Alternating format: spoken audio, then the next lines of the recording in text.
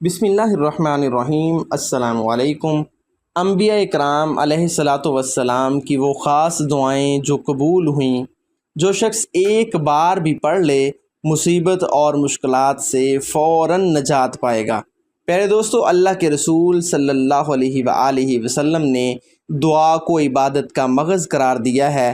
اللہ تعالیٰ فرماتا ہے ادعونی استجب لکم، مجھے پکارو میں تمہاری پکار سنوں گا۔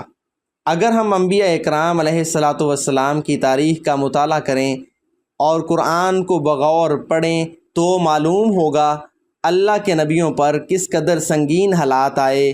انہوں نے اپنے رب سے دعا کی اور رب پاک نے دعا قبول فرما کر ان کی مشکل کو دور کر دیا۔ قرآن مجید میں مسلمانوں کو انبیاء کی ان دعاؤں کا حوالہ دے کر اس بات کی تاکید کرتا ہے کہ وہ ہر حال میں اللہ تعالیٰ ہی سے مدد مانگیں، ہر مشکل کے لیے اس سے مدد کے طالب ہوں۔ آج امت مسلمہ سخت مصائب و مشکلات سے دوچار ہے۔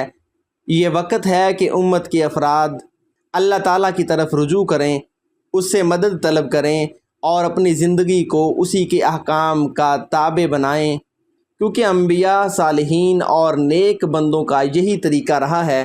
پیارے دوستو، آج ہم آپ کو انبیاء کی وہ دعائیں سکھا رہے ہیں جنہوں نے انہیں مصیبت اور مشکلات سے نجات دلائی۔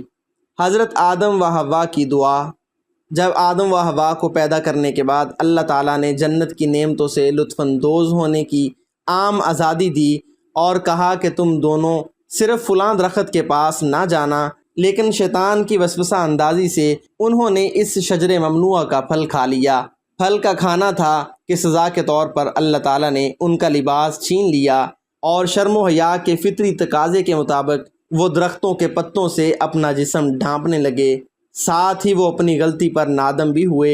تب خدا تعالیٰ سے، جس کو وہ اپنی امید کا مرکز سمجھتے تھے، معافی کے لیے دعا مانگی۔ ربنا ظلمنا انفسنا وان لم تغفر لنا وترحمنا لنكونن من الخاسرین۔ ترجمہ: اے ہمارے رب، ہم نے اپنے اوپر بڑا ظلم کیا، اب اگر تو نے ہم سے درگزر نہ فرمایا اور رحم نہ کیا تو یقیناً ہم تباہ ہو جائیں گے۔ دعائے حضرت موسیٰ علیہ السلام۔ جب ان سے ایک قبطی اتفاقاً مارا گیا، اس وقت انہوں نے بھی صرف اور صرف اللہ سے دعا مانگی، رب انی ظلمت نفسی فاغفر لی فغفر له انہ هو الغفور الرحیم۔ اے میرے پروردگار، میں نے اپنے اوپر ظلم کر ڈالا، پس تو مجھے بخش دے۔ تو اس نے اسے بخش دیا، بے شک وہ بخشنے والا اور رحم کرنے والا ہے۔ پھر جب فرعون کے پاس انہیں دعوت حق پیش کرنے کے لیے بھیجا جا رہا تھا، اس وقت بھی اس گراں ذمہ داری کا احساس کرتے ہوئے اس کے تقاضوں کو پورا کرنے کے لیے اللہ تعالیٰ سے دعا فرمائی، رب اشرح لی صدری ویسر لی امری واحلل عقدۃ من لسانی یفقہوا قولی۔ اے پروردگار، مجھے شرح صدر عطا فرما اور میرے کام کو میرے لیے آسان کر دے اور میری زبان کی گرہ کھول دے تاکہ میری بات لوگ سمجھ سکیں۔ دعائے حضرت ابراہیم علیہ الصلاۃ والسلام۔ جب نمرود کے حکم سے حضرت ابراہیم علیہ السلام کو آگ میں ڈالا جا رہا تھا، اس وقت حضرت ابراہیم نے اپنے رب سے دعا کی اور اللہ تعالیٰ نے ان کی دعا قبول کرتے ہوئے نمرود کی آگ کو حکم دیا کہ اے آگ، تو حضرت ابراہیم علیہ السلام کے لیے ٹھنڈی ہو جا اور سلامتی بن جا۔ اسی طرح جب خوشی کا موقع آیا اور اللہ تعالیٰ نے انہیں اولاد دی تو صرف خدا ہی کا شکر کرتے ہوئے یہ دعا فرمائی، الحمد للہ الذی وہب لی علی الکبر اسماعیل و اسحاق ان ربی لسمیع الدعاء۔ شکر ہے اس خدا کا جس نے مجھے اس بڑھاپے میں اسماعیل اور اسحاق جیسے بیٹے دیے۔ حقیقت یہ ہے کہ میرا رب ہی دعا کو سننے والا ہے۔ دعائے حضرت نوح علیہ السلام۔ جب حضرت نوح علیہ السلام کی آنکھوں کے سامنے ان کا اپنا بیٹا غرق ہو رہا تھا تو آپ نے اس کو کشتی میں آ کر بیٹھنے کی دعوت دی، مگر اس نے آپ کی بات نہ مانی۔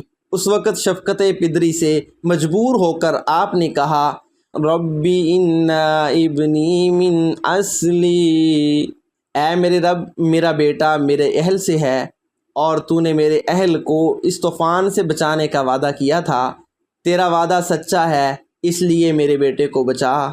اس پر اللہ تعالیٰ نے تنبیہ کی کہ اے نوح، وہ تیرے اہل میں سے نہیں ہے، وہ یہ عمل ہے نیک و صالح والا نہیں ہے، تم ہمارے نبی ہو نیک و عمل صالح والے، یہ بد عمل تمہارا اہل کیسے ہو سکتا ہے؟ اسے حضرت نوح علیہ السلام کو اپنی غلطی کا احساس ہوا، پھر انہوں نے اس طرح دعا مانگی، ربی انی اعوذ بک ان اسألک ما لیس لی بہ علم والا تغفر لی وترحمنی اکن من الخاسرین۔ اے میرے رب میں پناہ مانگتا ہوں اس سے کہ وہ چیز تجھ سے مانگوں جس کا مجھے علم نہیں، اگر تو نے مجھے معاف نہ کیا اور رحم نہ فرمایا تو میں برباد ہو جاؤں گا۔ دعا حضرت ایوب علیہ السلام۔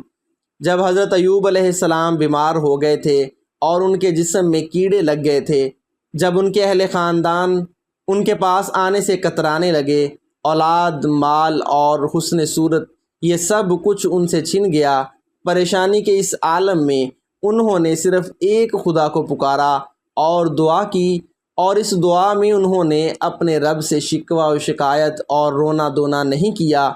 دیکھیے دعا کے الفاظ کس قدر صبر و شکر کی نشاندہی کرتے ہیں۔ انی مسنی الضر وانت ارحم الراحمین، اے میرے رب مجھے بیماری لگ گئی ہے، تو رحم کرنے والوں میں سب سے زیادہ رحم والا سراپائے رحمت ہے۔ دعائے حضرت یونس علیہ السلام۔ حضرت یونس اپنی قوم سے ناراض ہو گئے اور اللہ تعالیٰ کے حکم کا انتظار کیے بغیر اپنے مقام کو چھوڑ کر چل دیے۔ دوران سفر آپ کو کشتی پر سوار ہونا پڑا۔ کشتی پانی کی ہچکولے کھانے لگی۔ تبھی ملاحوں نے کہا کہ کوئی غلام اس کشتی میں مالک کی اجازت کے بغیر آ کر بیٹھ گیا ہے۔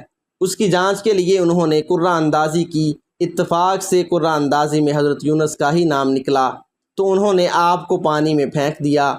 وہاں آپ کو ایک مچھلی نے نگل لیا۔ مچھلی کے پیٹ کے اندر اور تکلیف دہ جگہ میں وہ 3 دن اور 3 رات رہے۔ اس مشکل کے وقت میں حضرت یونس علیہ السلام نے اپنی غلطی پر توبہ کی اور ایک ہی خدا کو مدد کے لیے پکارا اور کہا، لا الہ الا انت سبحانک انی کنت من الظالمین۔ اے پروردگار، نہیں ہے کوئی الہ سوائے آپ کے، پاک ہے آپ کی ذات مبارک، بے شک میں ہی ظلم کرنے والوں میں سے ہوں۔ پھر اللہ تعالیٰ نے ان کی دعا قبول فرمائی، انہیں اس گھٹن تاریکی سے نجات دی، اور اس کی شکل یہ ہوئی کہ مچھلی نے سمندر کے کنارے آ کر انہیں اگل دیا۔ انبیاء اکرام کے یہ اور اس طرح کے بے شمار واقعات ہمیں قرآن اور اللہ کے رسول صلی اللہ علیہ وآلہ وسلم کی احادیث سے معلوم ہوتے ہیں۔ ان واقعات کو پڑھ کر ہمارا تعلق اپنے رب سے مضبوط ہونا چاہیے، اور اپنے اندر یہ ایمانی خلوص و جذبہ پیدا ہونا چاہیے کہ ہم ہر حالت میں اپنے رب کو ہی پکاریں، اسی سے مدد طلب کریں اور اسی سے مغفرت کے طالب ہوں۔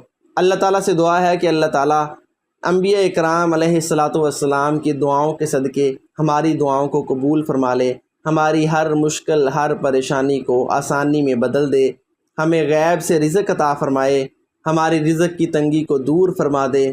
اور اللہ تعالیٰ سے دعا ہے کہ اللہ تعالیٰ ہم سب کو ان کلمات کو، ان دعاؤں کو پڑھنے کی توفیق نصیب فرمائے اور ہمارے لیے فائدہ مند بنائے۔ آمین ثم آمین۔ جزاک اللہ۔